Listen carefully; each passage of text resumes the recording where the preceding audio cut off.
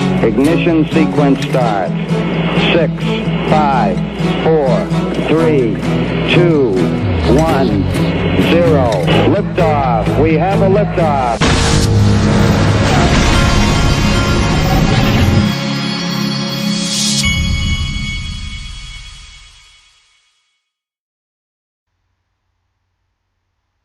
Hey everybody, this is the Digital Asset Investor, and today I'm going to tell you and show you why, as usual, I am probably more confident today in digital assets and Ripple and XRP than I was 2-3 years ago, even much more confident, and why you couldn't drag me away from this space kicking and screaming. But first, in order to really put this in perspective, it's important to look at what the market's doing today. We're at a total of 190 billion. Okay.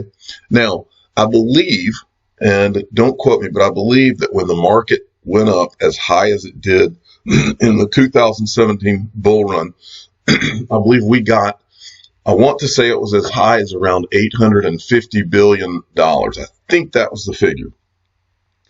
And we've come all the way back down to 190 billion.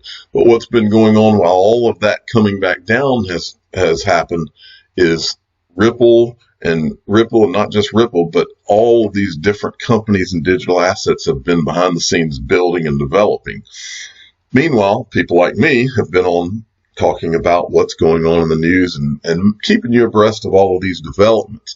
Now, but when I see these numbers, I don't think about what this number is or what this number is. What I'm thinking about is what have I seen developed? What do I know about from all of the studying and reading and presenting to you? What do I know about Ripple and what Ripple's done over the last 2 years and what other companies have done over the last 2 years? And the fact is, it's a lot. But today, because I had someone in our Patreon group ask me to go over something that I've been over before, and it's what it is. It's one of the most fascinating articles about Ripple and XRP that I have ever read. It's probably the most fascinating. And I'm going to go over it again. I don't usually read articles to you. I usually just hit the high points and then move on. This is one of those articles where I'm going to take part of it and read it to you because I want it to sink in. I want you to hear my voice saying, and I want you to hear the fascination in my voice as I read it, because every time I read it, I'm blown away by what we're a part of.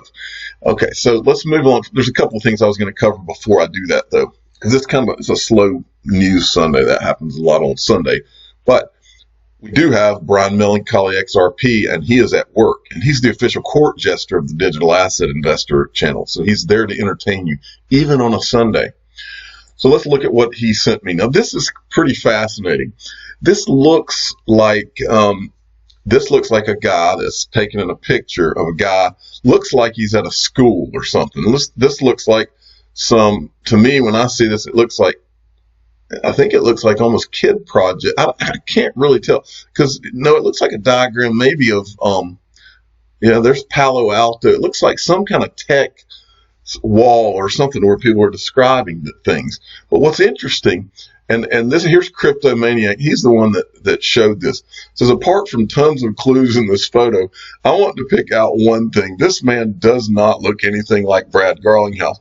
If you look at this picture, I'm telling you, that if anybody looks like Brad Garlinghouse, that looks like Brad Garlinghouse. And what he's pointing at, I don't know if he's pointing at that bear or if he's pointing at this rising phoenix. And you'll remember, it's a fascinating thing because before Brad had a beard, I've seen pictures of him without a beard. It really looks like him. But what they're pointing out here is this picture from The Economist magazine back in, I think it was 1988 or something. This has been shown throughout the XRP community for the 2 years that I've been doing this. And I've seen various people show this, and it was a cover about getting ready for a world currency, and it shows the old money burning and all that. Now, there's some question as to whether this was 2018 on there, or if it had a different number or what. But I've never seen this picture before, so I was kind of blown away when I saw that. But anyway, moving along, I just thought that was something interesting worthy of showing you, not for any other reason than that. Now, this Digital Assets Daily had put this out. And this guy right here is Bank of International Settlements, Austin Carstens. And this is from the 12th. This isn't from a long time ago. This is from 3 days ago. And he's being interviewed by whoever this is. How long do you think it will take for central bank digital currencies to become mainstream? In Cambodia, they're already experimenting in real life with CBDCs. And in this thing, he says it could happen very fast, is what he says. Very fast. Now, he also, same guy, Digital Assets Daily, give him a follow. I've started to notice a lot of his things here at Assets Daily. There's only one standard that bridges walled gardens, and he says the word walled gardens. Now, where have you heard about walled gardens? We've been talking for the last year at least that the way this is all going to come down is you're going to have central banks, you might have companies. They're all going to create their own digital asset, and then you're going to have other digital assets that are going to bridge those what we call walled gardens. A central bank will have its own walled garden, maybe in its country, or a bank. JP Morgan may have its own walled garden, or Apple Computer may have their own walled garden with their own digital asset, or Facebook. But what's the fastest, most scalable, least expensive digital asset where money could be moved from one walled garden to another? Well, the greatest digital asset ever created, XRP, is one that would work just perfect. So it's fascinating to hear these guys talk about these kind of things. And then there was this from Michael at VAL5 Links. Indian Parliament member Dr. I'm not going to try to say that. He has shared his view on cryptocurrency, advocating for India to make the transition to crypto. He reportedly said cryptocurrency is inevitable. Now, this is India, where they were supposed to be banning cryptocurrencies like every month. They talk about, somebody says they're going to be banning, and I know they were saying that kind of stuff in 2018. And I told you they're not banning anything. Okay, I wanted to give a shout out and a congrats to Tiffany Hayden. This came out yesterday was when I saw it. The 100 most influential people in crypto, and I wanted to make sure that she got the proper credit here. It says Tiffany Hayden is an expert on Ripple's XRP protocol and full-time blogger, and is an independent advisor that helps professionals and organizations in the finance industry understand blockchain technology. Hayden is also the community manager for Edge. Now I want to go over this article. Now, this article is called the Ripple Mafia. Now, I don't want to say the Ripple Mafia without telling you that's just the title of this article. I'm not saying that I think Ripple's some mafia or whatever. But I thought the article was this is one of the most comprehensive articles that lays out for you exactly what Ripple is about and how connected. You know, I talk all the time on this channel about how connected Ripple is, and this is how I found this company. I've told the story about how I went through those top 10 digital assets, and when I did, it just jumps off the page on CoinMarketCap which one is the obvious one. I mean, there was no question in 2013 when I started. There was no question in 14, 15, 16, 17, 18, 19. And there's not going to be any question in 2020. Okay? So, and those of you who have never heard me talk about this, I'm going to read parts of this, and I want you to listen and listen very, very close. Because if you haven't heard it, then all you're going to want to do after you hear this is just hold what you've got or keep buying the dips, because you will understand after I get finished. This is the first part that I find very interesting. It says, but how did everything begin? Ryan Fugger, or Fugger, I don't remember how you pronounce his last name, started developing Ripple in 2004. That's pre-Bitcoin, folks. In 2012, it was turned into OpenCoin Inc. by Jed McCaleb, Arthur Brito, and David Schwartz, and Chris Larson. A year later, the company was backed by some of the best-known venture funds in Silicon Valley. They include Google Ventures, Peter Thiel, co-founder of PayPal, and Andreessen Horowitz, the company that sold Skype to Microsoft for the whopping $8.5 billion. Then they go and they talk about some people in the PayPal Mafia, including Peter Thiel. And then it goes on and it says, they're comparing Ripple to PayPal. It says, we're seeing a similar pattern in the world of crypto with the creation of Stellar and Tron. Jed McCaleb, the founder of OpenCoin, Mt. Gox, and eDonkey, left Ripple to set up Stellar. That is Stellar, that is currently sitting at a $5 billion market cap. Now, this was a while back when this article was written, so some of the numbers aren't going to be correct as far as what these things are worth. Later in 2016, Justin Sun, who left Ripple to create Tron, currently evaluated at more than $1.5 billion, who will be the next Elon Musk, and what will be the next YouTube? That we don't know. What we know pretty well, though, is that Ripple is building something huge. You'll see why in a moment. This is titled Ripple's Top Management and Third-Party Relationships. Let's start by taking a look at some of their current directors and their relationships with big organizations. Chris Larson is the executive chairman, one of the founders of OpenCoin, with an extensive fintech background, being a member of the fintech high-level advisory group at the IMF and HSBC's Technology Advisory Board. He is making sure that Ripple's interests are taken into consideration by the global governing organizations. Susan Athey, a senior economic consultant to the Microsoft and Ripple's board member, is another key player. She is responsible for the partnership between Ripple and Bill and Melinda Gates Foundation. This partnership aims at banking the unbanked in the developed countries where nearly 2 billion people neither have a bank account nor use any financial services. Ken Kurson is a person who is closely related to the Trump family. He served as the executive vice president of Jamestown Associates, which runs controversial pro-Republican advertising campaigns in the U.S., including, of course, for Donald Trump. He almost joined the 45th president's administration, but was halted by sexual harassment allegations. In spite of that, he still has close ties to the Trump family. Gene Sperling was the chief economic advisor to Hillary Clinton during her 2016 presidential campaign and served as the National Economic Council director and national economic advisor under Presidents Clinton and Obama. David Schwartz, Ripple's lead developer, used to be on the board before he gave his spot to Ken Kurson. David has worked for CNN and NSA on multiple occasions. These are just some of Ripple's directors and their cozy relationships with the rich and powerful of the world. If you look closer, even more fascinating details come to light. And then it's Ripple and this is the title of this part, Ripple and the Bilderberg Group, the connection. What is the connection between Ripple and the Bilderberg Group?